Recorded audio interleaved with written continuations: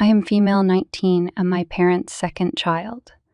I have 3 brothers, 21, 13, and 7, and a sister, 16. We grew up poor and our parents were often dependent on financial help from relatives, friends, etc., for raising us. This is because even though my dad has a mediocre job and my mom doesn't work, they just kept on popping out one kid after another. My parents are very religious and believe that children are a gift from God. Personally, I think that's total BS. My parents' reproductive choices wouldn't bother me if it hadn't caused mine and my siblings' lives to turn to shit. While growing up, we never had new clothes or toys.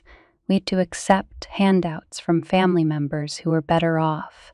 We never went out or did anything fun. To top it off, we were well aware that the rest of the family looked down on us for constantly asking for handouts. Now, my older brother and I have managed to get into good colleges and are looking forward to a future that would be better than our parents' lives. He and I were staying at our parents' place for a while due to the COVID-19 lockdown. One morning, my parents called all 5 of us into the living room. Mom said she had great news. The smile that was forming on my face died a quick death when she said, "We're pregnant." I lost my temper. I asked them how they could be so stupid and irresponsible. Do they not have enough financial troubles already that they have to bring in another mouth to feed? My older brother tried to calm me down, but I was livid. After a lifetime of scarcity, because of my parents' stupidity, they still hadn't learned their lesson. I asked them how they planned to provide for the kid. My dad told me I would have to give up the money our great-uncle had left me. He had left all 5 of us some money which only we could access when we turned 18. I said hell no. That money would help pay for my college expenses. He called me selfish for not being there for family. I told them if they couldn't provide for the kid, they should get an abortion. My mom started crying and called me a heartless monster. Dad told me he was disgusted with me. I told them there was no way I was going to pay for their stupidity, and the only thing I would be willing to pay for is a termination. What I was really worried about was my siblings' lives getting even worse. My older brother and I have escaped our parents' clutches, but the others, especially my younger sister, will be expected to help take care of this baby. No teenager deserves to have their adolescence ruined by diapers, a screaming baby. I know what it's like, as I had to go through that. It was expected of me to be an unpaid nanny to my younger brothers and sister. My older brother could go out with his friends and have fun, but I had to stay home and help give baths and feed the toddlers. I decided to get some family members involved so they could talk some sense into my parents. I called my mom's maternal cousin. She's one of my favorite people. When I told her that Mom and Dad were having another kid, she reacted with what? Again, I told her everything and how they expected me to hand over my inheritance. She said she was going to speak to my parents and told me not to sign over anything. I promised her I wouldn't. Of course I won't. I also called 2 of my first cousins, one of whom is an accountant, so she could explain to my parents how much of a financial liability this baby is going to be, and try to convince them to either abort or give it up for adoption. I moved out of my parents' home a few days ago. I was only going to stay there till the lockdown was relaxed, but I just can't bear to listen to my mom's nagging about how this baby is a blessing and that I want to kill it. I've moved into a friend's basement for a minimal rent. My mom's cousin paid them a visit about a week ago and tried to tell them they weren't doing this child any favors by bringing it into a life of poverty. My mom was very rude to my aunt and told her that a woman who chose to remain barren will never understand a mother's love. Oh, and my aunt never wanted kids, nor had any. One of the reasons she's my fave. My dad told her to get out. Aunt told me there was nothing she could do, but she did try. I didn't blame her. The cousin tried to explain the economic impact this kid would have, and my mom cried about how everyone was trying to take away her baby UF. The intervention didn't do shit. So now I've decided to cut contact with my parents. I just can't watch my family slide further and further into a hellhole. I'll be maintaining contact with my sister 16, just to make sure my parents can't brainwash her. My older brother is going to stay in touch with all of them, which is a good thing as he can act as a link between me and the other siblings if my parents ever forbid them from talking to me. Otherwise, I'm done with these people. Edit. I want to thank all of you for your kind and supportive comments and for the awards as well. Relevant comments. My parents can't touch the money. Only my siblings can withdraw it when they turn 18. My sister will be 18 in a year and a half, and I've explained to her that she's going to need it for college. Hopefully I was able to convince her. My brother will be staying there till the lockdown is lifted. I'm glad he's there actually, as he can be my eyes and ears for what's going on over there. His inheritance has already been spent on his college expenses. Update. Yesterday afternoon, I got a call from my older brother. He told me that my mom has miscarried. This is hardly surprising as she's in her 40s. I felt a huge wave of relief wash over me. My siblings' lives would not be worsened by my parents' insistence on adding another mouth to feed on an already tight budget. My sister would not be asked to give up her inheritance, so they could have money for their new baby. My brother told me my mom had been crying, and while I did feel bad for her, I was still glad to hear about the miscarriage.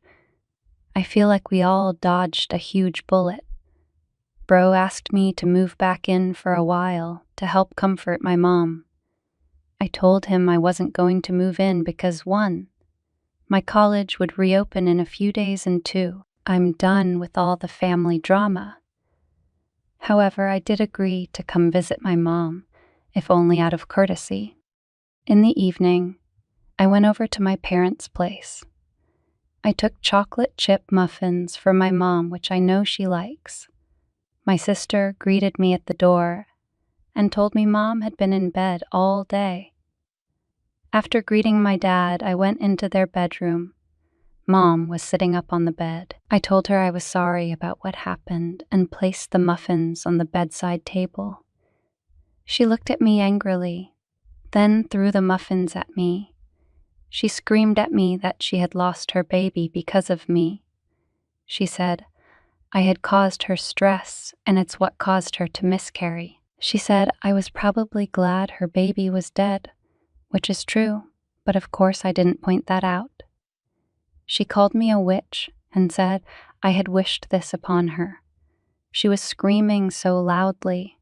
All my siblings and my dad came rushing to the bedroom. She yelled at me to get out. I did. I hugged my older brother and sister. Before I left, my Dee told me my mom was right, that my cruelty caused her to miscarry. I told him that was a grossly unfair accusation and reminded him that at Mom's age, it was quite common to miscarry. Then I walked out. I'm so done with my parents and their stupidity. I can only hope they won't try for another kid. Story 2. Not telling my sister-in-law about the life insurance policy my brother left for me. 7 years ago, my brother Alan made a seemingly rash decision to marry someone pretty suddenly, Jan. From very early on, they had issues that she often brought to everyone. This is not how the family operates. And if I am being honest, she made everyone extremely uncomfortable multiple times by airing her grievances to anyone who would listen. Nothing major, no abuse or cheating or anything. Despite that, my family was warm to her because really it was Alan's life and decision. We accepted her and her child from a previous marriage and were thrilled when they welcomed a child together. I say I'm confident that, at the very least, Alan was leery of her because he called me out of the blue to remind me I was the beneficiary of his insurance policy and that he'd like me to use that money to create education funds for the kids. This conversation took place 2 years ago. Well, Alan died in an accident about 3 months ago. Jan has continued to utilize the family for help, which is totally fine. I went through the process with the life insurance company and submitted all needed paperwork, and everything seemed fine. I 100% intend to abide by Alan's wishes. Everything was okay with Jan until recently. Jan started acting outwardly hostile, accusing my and Alan's mother of stealing Alan's money. Jan, likely with the urging and help of a third party, went digging into information about life insurance and learned that there is a policy, though she could not get additional info as she is not the beneficiary. This appears to be where and when she decided to start acting hostile. She is outwardly confrontational to my mom, not. I attempted to sit down with Jan and explain things with the help of a translator, believing that perhaps a language barrier and a lack of understanding of how these things work were creating problems. She is not originally from here. She went off screaming about how she's his wife, and the money is hers and my mother is stealing from her. I tried to explain that my mother has nothing to do with this, and I'm not stealing anything. She wants to hear none of it, and seems to waffle between my mother forced my brother to make her the beneficiary. She's not on it. And there was no beneficiary of theirs. She also does not find it acceptable that this money will be going toward the children's educational needs. I don't understand why.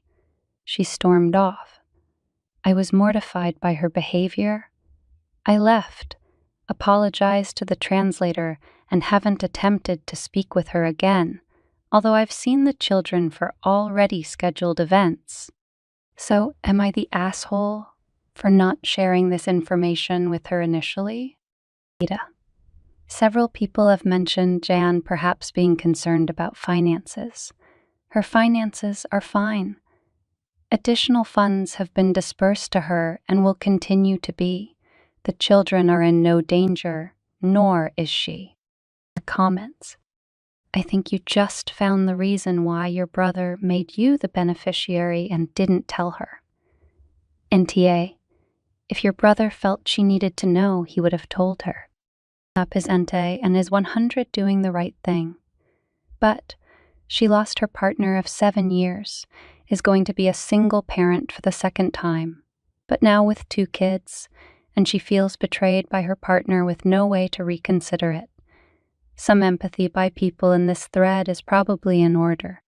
I wish we still had awards to give. A little grace would be beneficial here. She just found out her late husband, the adoptive biological father of her children, did not trust her, and made plans that cut her out of money he hid from her after he passed. Wouldn't it be emotionally easier to rationalize that away, to say the mistrust came from someone else, than to believe someone you loved, trusted, relied on, and now have to grieve didn't, or couldn't trust you and excised you from plans allegedly for your kid's future without your involvement, excised you from his death? Grief is a bear as it is. Give her time. She may or may not ever see this situation differently. But no matter how right or wrong anybody is, it may be easier to mourn the ones you love by making someone else the villain.